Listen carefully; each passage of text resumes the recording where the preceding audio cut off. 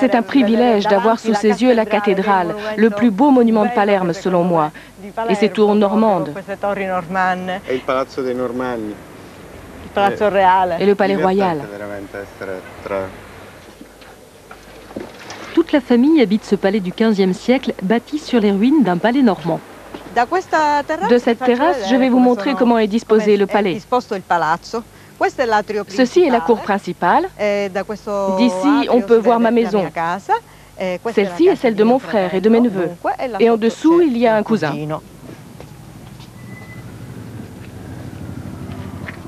Et c'est là qu'habite un autre cousin, Mario, et sa petite fille. Ciao Claudia. Béatrice habite la maison mère, le cœur du palais qu'occupaient ses ancêtres. Le premier habitant de cette maison, c'est cet arrière-grand-père au visage sévère que vous voyez là-bas. Il est venu habiter ici au début du XIXe siècle. Nous avons des documents qui témoignent du fait que les racines de ma famille remontent au temps des Normands. Je vais vous les montrer. Si vous voulez venir avec moi. Ici, c'est le salon bleu. C'était la salle de bal à l'époque de mes grands-parents. On l'utilisait pour les bals.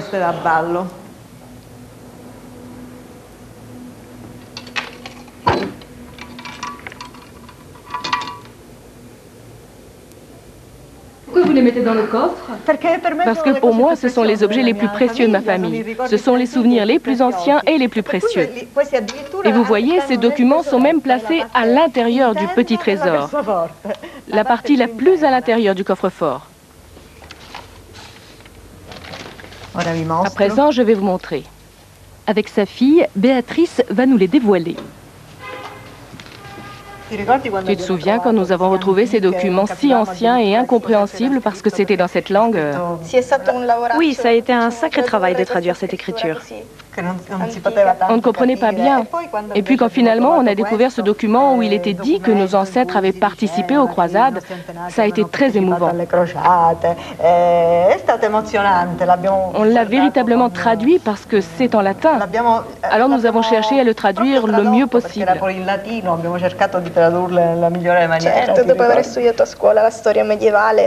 Savoir cela me rend d'une certaine manière privilégiée. Je fais partie moi aussi de la mémoire historique de notre pays. L'histoire des Normands est la partie la plus belle de l'histoire de Sicile. Parce que c'était un peuple culturellement vivant, intelligent.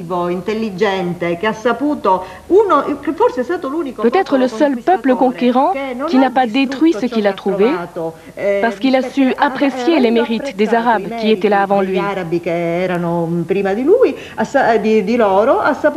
Il a donc su recueillir la partie la plus belle de cette civilisation pour ensuite l'améliorer, la faire même croître. À cette époque, la Sicile est devenue l'une des plus importantes civilisations du monde. Ce soir, Béatrice reçoit sa famille. Je vous ai apporté de quoi vous réconforter. Les réunions de ce genre sont fréquentes, car ici c'est pratique, les voisins, ce sont les frères et les cousins.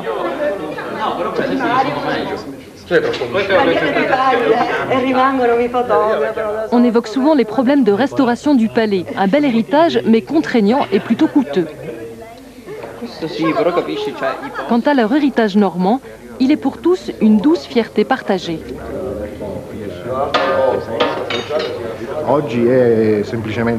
Aujourd'hui, c'est simplement un souvenir agréable. Un souvenir qui est entretenu par le fait d'habiter dans ce type de palais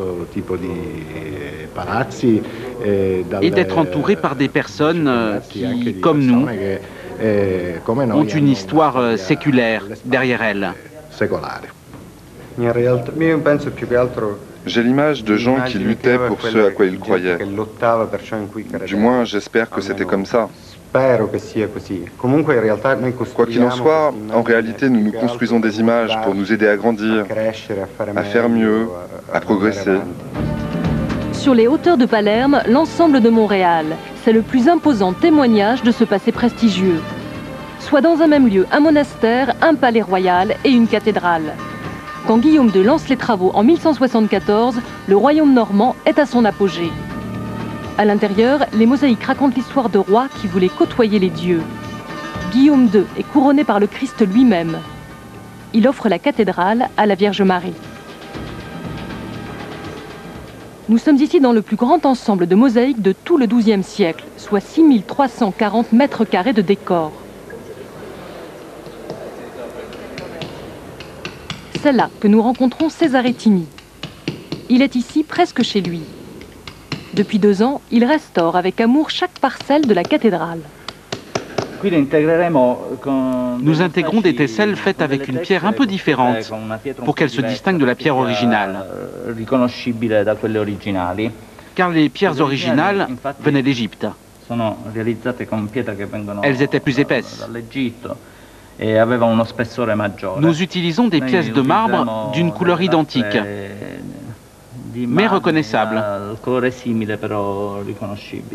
C'est une méthode de restauration qui permet d'identifier toujours notre intervention par rapport à la mosaïque originale.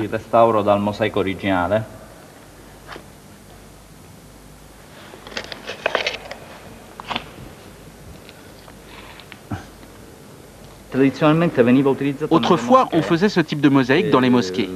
Le problème de l'usure ne se posait pas, car on entrait pieds nus. Et même des mosaïques aussi délicates, faites avec des pièces de petite dimension, pouvaient résister. Au sol des églises chrétiennes, les artisans arabes ont dû souvent utiliser des pièces plus grandes, ainsi que des pierres plus résistantes. Au fil des siècles, on a restauré, préservé, voire entièrement refait les mosaïques de Montréal. Un travail sans fin, c'est toute la vie de Cesare. C'est un privilège très important parce que les mosaïques de ce type sont extrêmement rares en Europe et même dans le reste du monde méditerranéen. C'est donc un grand privilège que de travailler pour la conservation de ces mosaïques. Celles-ci sont merveilleuses parce qu'elles sont réalisées avec des tesselles très petites et qu'elles forment des motifs très délicats. Des motifs qui rappellent la tradition orientale, persane et même asiatique. C'est celle-ci que j'aime particulièrement. Montréal inspire l'autre passion de Cesare, la peinture. Il nous invite chez lui pour découvrir son travail. C'est l'occasion de traverser l'autre merveille de la cathédrale, son cloître, un bijou de l'art normand sicilien.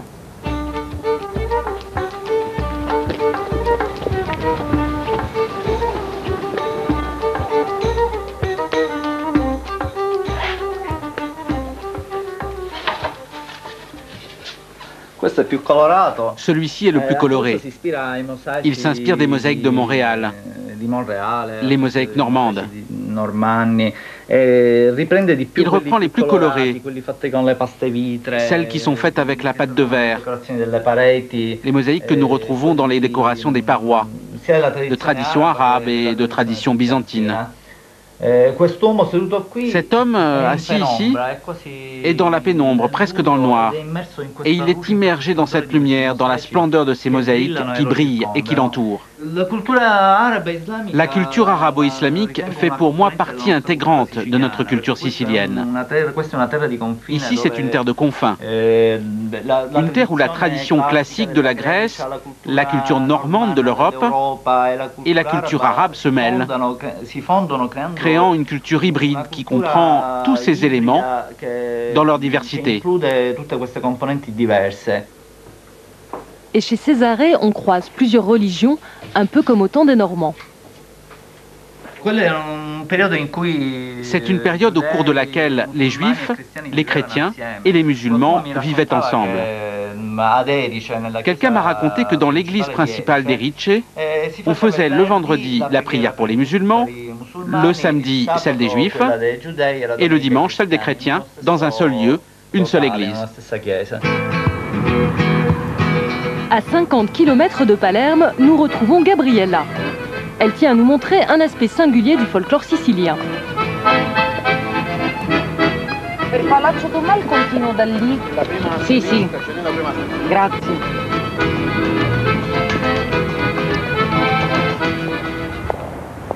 Nous arrivons au Palais d'Aumale, musée des arts et traditions populaires. J'ai envie que vous voyez une chose très intéressante de l'art figuratif populaire en Sicile, qui est strictement liée au mythe de Normand en Sicile. Et dans ce musée, il y a des charrettes, de véritables œuvres d'art. Alors, vous voyez ici, il y a Roger le Normand qui combat contre les Sarrasins en Sicile. Et de l'autre côté, nous avons Roger Normand à Palerme en Piazza Calza. Alors, une des batailles très connues qui est restée dans la mémoire populaire, dans la mémoire historique. Et ici, nous avons Furieuse bataille de Roger Normand à Missilmeri. Ces peintures datent de la fin du 19e siècle, l'époque des mouvements nationalistes en Europe. D'où cette référence au passé normand, un moment fort de l'histoire sicilienne. La Sicile avait l'exigence d'être autonome, de devenir nation, alors de se séparer du royaume de Naples.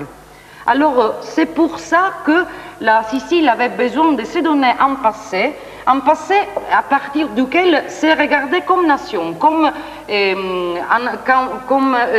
nation où les choses fonctionnaient très bien. La décoration coûte 2 fois le prix de la charrette, tout ça pour transporter des légumes et des fruits. Changement de décor. Nous sommes dans une école.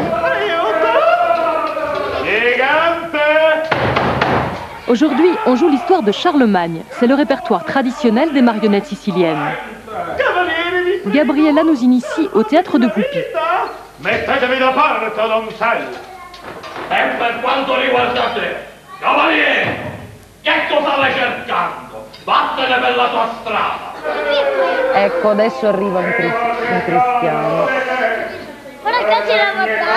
Ora ci sarà una battaglia violentissima, salteranno molte teste.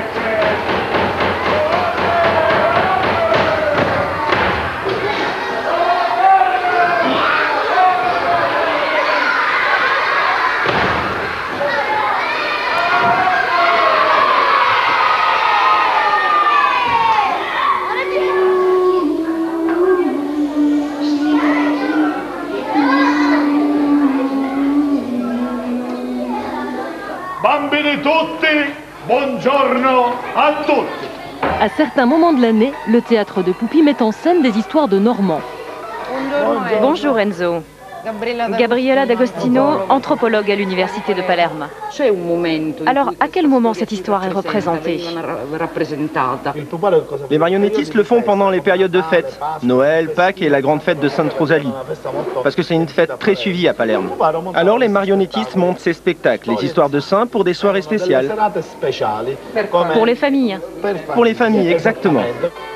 Alors pour nous, Enzo va jouer l'entrée de Roger dans Palerme et sa bataille contre les 4 géants sarrasins.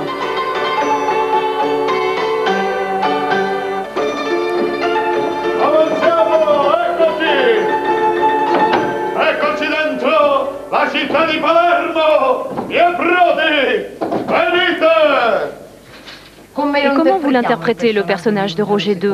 Si je devais exprimer cela, je dirais que c'est une sorte de sauveur, un personnage héroïque, très valeureux comme son frère. Comme l'on disait dans les livres, un guerrier grand et beau. Les 2 frères étaient assez puissants pour libérer de nombreuses terres.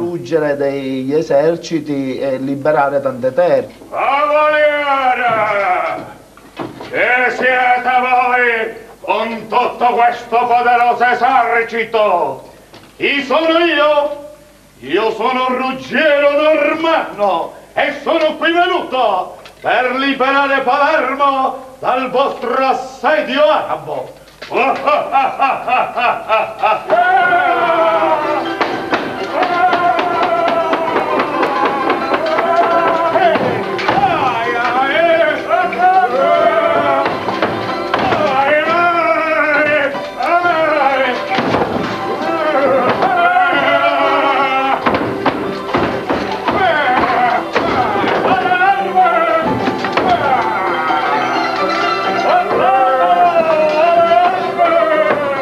tradition de spectacle très violent quand même. Bon, il y a des têtes coupées, des bras arrachés, pourquoi? Pourquoi? Parce que les Sarrasins sont le mal, ils représentent le mal. Alors, il n'y a pas de choses suffisamment violentes pour combattre le mal. C'est ça l'idée.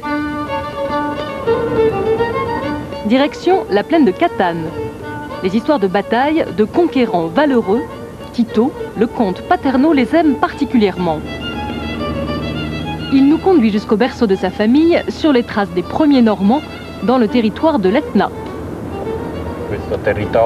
Ce territoire aride, noir et sauvage a été le premier lieu où les membres de ma famille ont habité, où ils ont vécu et lutté. Car il faut savoir que la lutte ici a été très dure. Imaginez, seuls 300 cavaliers normands ont réussi à battre 20 000 soldats sarrasins. Nous arrivons chez Ferrante, duc de Carcassi-Paterno.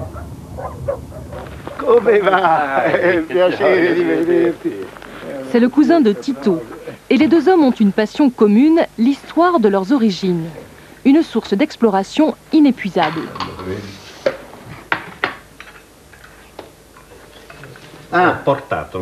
Tiens, je t'ai apporté une chose très intéressante qui concerne ta famille. Non, ta famille. C'est un document signé par un historien célèbre. Parfaitement, c'est ça, c'est une chose très intéressante. Ça prouve que déjà en 1168, il y avait des Paterno. Il y a une fierté d'appartenir, d'avoir ses origines? Fierté? C'est évident. Oui, évidemment. C'est une fierté de descendre des Normands. Et d'ailleurs, beaucoup de familles siciliennes le revendiquent aujourd'hui. Certo, senza averla. Sans l'avoir, et plusieurs familles prétendent d'avoir ça. C'était évidemment un honneur pour tout, parce que vraiment, ils étaient extraordinaires, ces Normands, ils ont fait tellement de choses.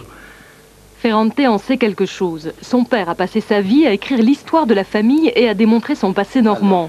Résultat, cette Bible de 1000 pages à tirage limité, dont chaque branche Paterno possède un exemplaire. Ça, c'est toi. Ça, c'est ta famille. Et au cœur de cette Bible, le donjon familial. Questo è il castello di Paterno.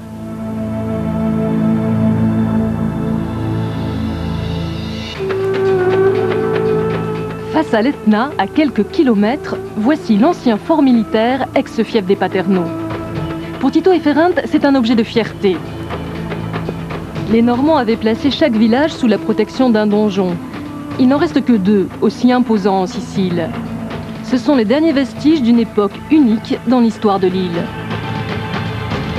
En 1189, Guillaume II, roi de Sicile, meurt sans héritier direct. C'est la fin d'une période exceptionnelle, une période d'ouverture et de tolérance religieuse.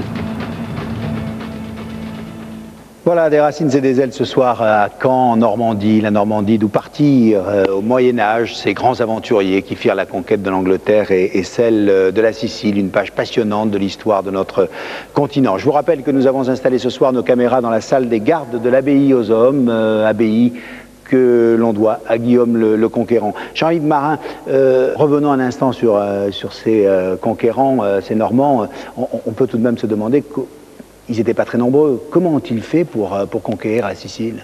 C'est l'héritage des Vikings, ça? C'est quelque part l'héritage des Vikings, mais c'est surtout dû à un armement exceptionnel.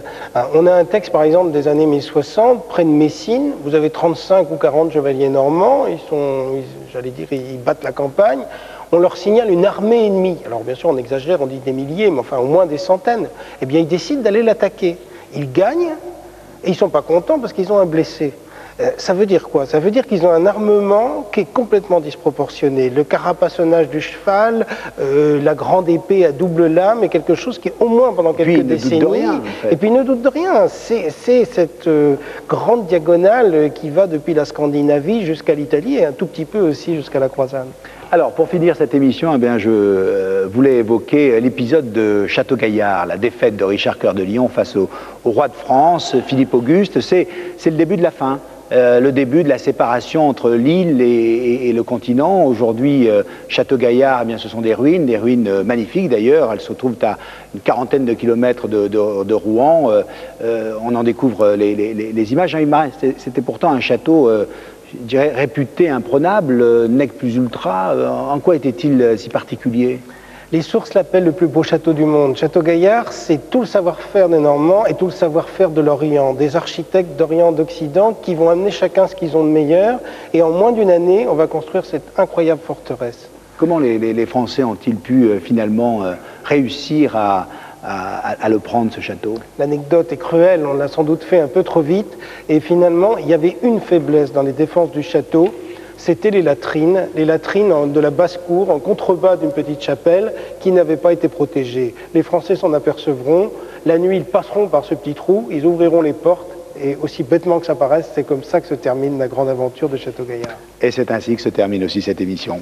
Merci de l'avoir suivi, merci à vous, merci Madame le maire de nous avoir accueillis ici. Cette émission a été réalisée par Jean-Luc Orabona avec les équipes et les moyens techniques de France 3 Productions Lille. Vous retrouverez bien sûr toutes les informations concernant les sujets traités ce soir sur le site internet de France 3 et avec Patrick Charles, Frédéric Vilner, le chef d'orchestre de cette émission, ainsi que toute l'équipe technique et rédactionnelle du magazine. Je vous remercie de nous avoir suivis. Bonne fin de soirée sur France 3 bien sûr. Au revoir et à la prochaine.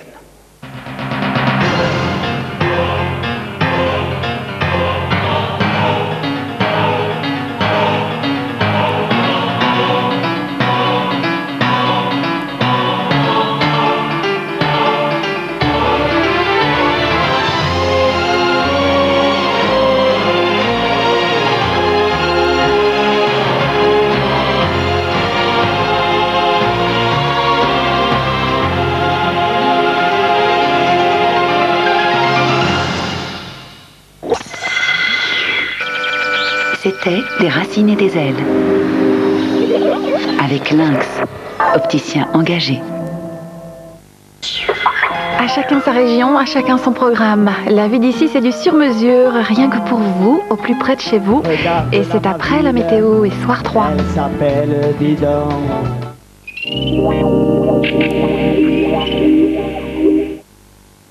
Pour notre 28e mariage, nous ne sommes même pas partis en voyage de noces. Brandon, emmène-moi à Venise. Tu sais bien que j'ai peur.